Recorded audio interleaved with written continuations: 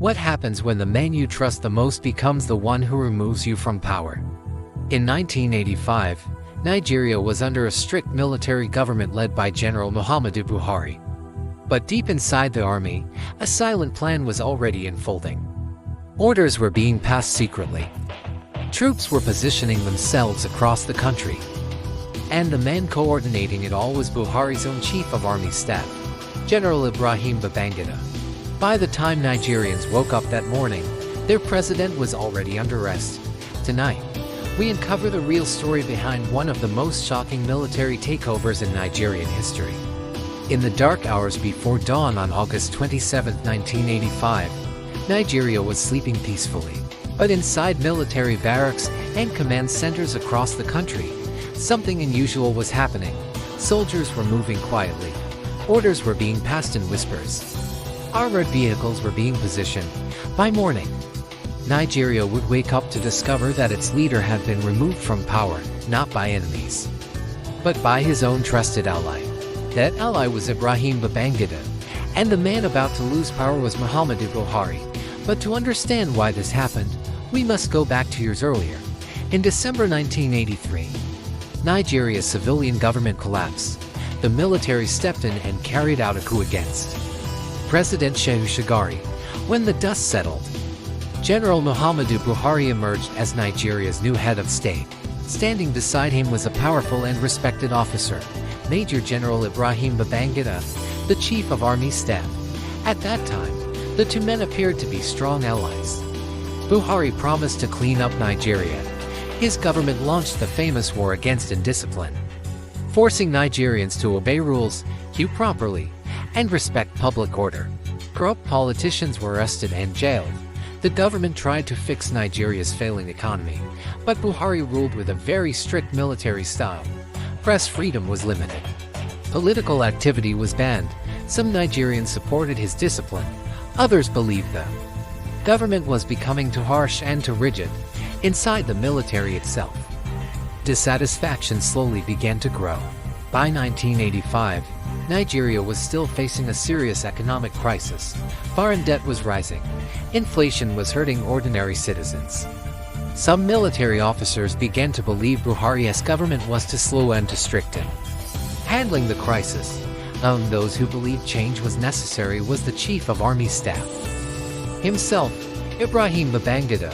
Behind closed doors, conversations began among certain senior officers. They believed the country needed a new leadership style and new economic direction.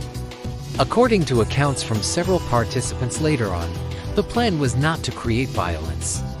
The goal was to remove Buhari peacefully and take control of the government. Before we continue this incredible true story, if you enjoy powerful historical stories like this, make sure you subscribe to the channel and turn on notifications. Because here, we uncover the real stories behind history that many people have never heard before. Now, let's continue. On the night of August 26, 1985, the plan moved into action. Units loyal to Babangida quietly began taking positions. Strategic locations were secured. Communication centers were monitored. Military commanders who supported the move were already prepared. Meanwhile, President Buhari had no public warning that anything unusual was happening.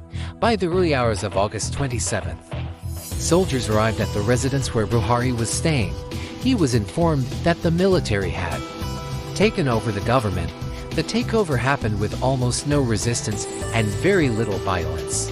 Across Nigeria, key military installations had already been secured. Radio stations were under the control of officers loyal to the new movement. By dawn, the operation was complete. Nigeria had experienced another military coup early that morning. A broadcast went out on national radio. The announcement was delivered by Brigadier Joshua Dogonyaro. He told Nigerians that the military had decided to remove the Buhari government. According to the statement, the reason was that the government had become too rigid and unable to effectively manage the nation's problems. Later that day, Ibrahim Babangida addressed the nation.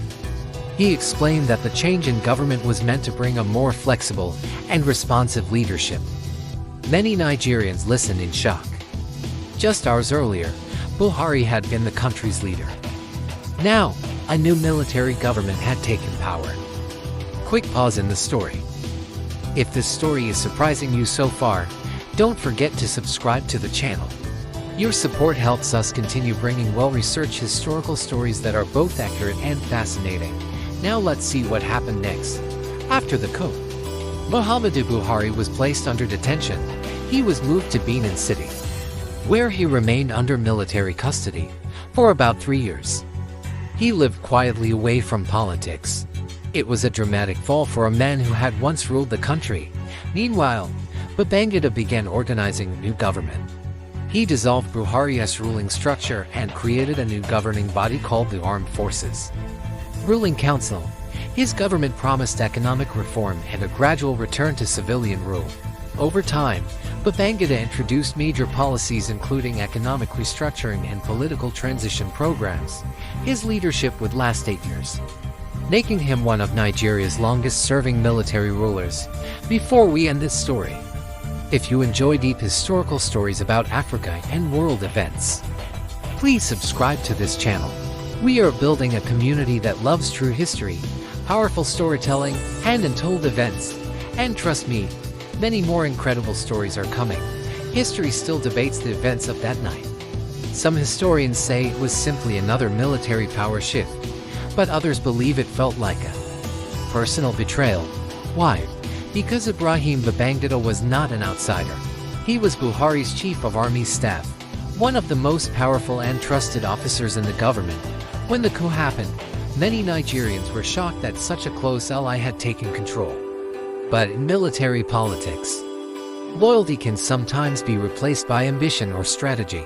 And on that quiet August morning in 1985, Nigeria learned just how quickly power could change hands.